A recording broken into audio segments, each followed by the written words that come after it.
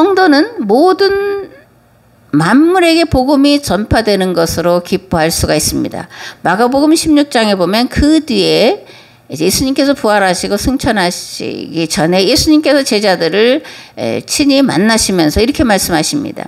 해가 뜨는 곳에서 해가 지는 곳까지 가서 영원한 구원의 복음을 선포하라. 모든 만물에게 복음을 전파하라. 이렇게 이제 마가복음에서 말씀을 하고 있는데, 하나님의 소원은 이 땅에 예수 그리스도의 생명의 말씀, 즉 복음이 선포되는 것입니다.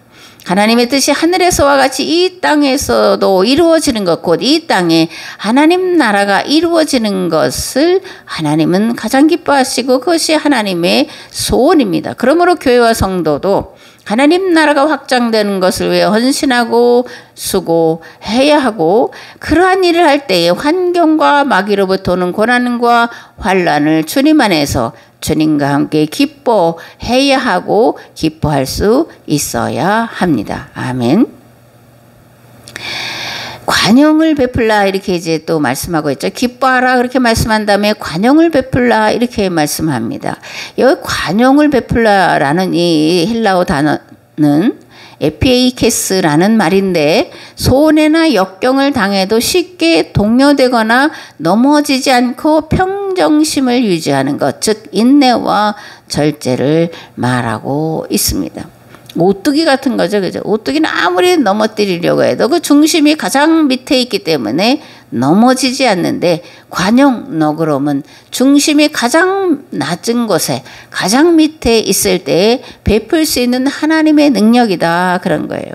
사도 바울은 로마서 5장에서 그래서 이렇게 말합니다. 환난은 인내를, 인내는 연단을, 연단은 소망을 이루는 길입니다. 아멘.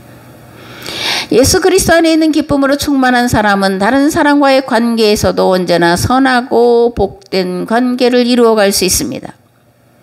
거듭 말하지만 내가 가장 낮은 자리에 있기 때문에, 내 중심이 가장 낮은 자리에, 우리 주님이 계신 그 자리에 있기 때문에 다른 사람과의 관계에서도 화목을 이룰 수가 있고 화평케 하는 일들을 행할 수 있다라는 거예요.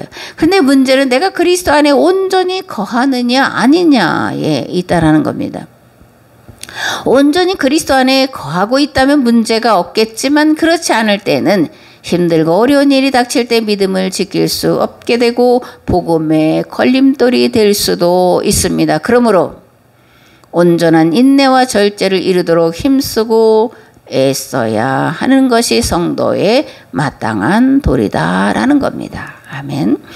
사도 바울이 빌립보에서 말하는 관용은 복음을 전하는 자들을 박해하는 이들에 대해, 또 복음을 전하는 자들을 중상모략하는 자들에 대해서 용서하고 용납하라고 요청하고 있는데, 왜 이들을 용서하고 용납해야 되냐? 첫째는 유대인들에게 선포하는 말씀인데, 유대인들은 동족이기 때문에 그러는 거예요. 그리고 이방인들에게 말할 때, 이방인들이 예수 그리스도의 복음을 온전히 이해하지 못하고 있기 때문에 용서하고 용납하라고 요청을 하고 있는 겁니다. 예수 그리스도의 복음을 온전히 이해하는 자는 그렇지 못한 자를 이해할 수 있어야 합니다. 그들이 올바로 이해할 수 있도록 인내하며 도와야 합니다. 사실 비판하고 정죄하기는 쉽습니다. 그러나 그렇게 하지 않고 참아주고 절제하는 일은 결코 쉬운 일이 아닙니다. 그러므로 성도는 마음속에 측은히 여기고 불쌍히 여기고 무엇보다 그들을 사랑하는 하나님의 마음으로 가득 채우기 위해서 날마다 힘쓰고 애써야 합니다. 그러면 하나님께로부터 주어지는 측은히 여기는 마음, 불쌍히 여기는 마음, 사랑하는 마음으로 그들을 용납할 수 있게 되는 겁니다. 아멘. 관용이라는 말 가운데는 또 다른 뜻이 있는데, 다른 사람의 성격과 행동을 비판할 때 공정하게 하라, 그리고 절제하라, 이런 의미도 들어가 있습니다. 절제란 정도를 넘어서지 않도록 그 완급을 알맞게 조절하여 제한하는 능력을 말하죠.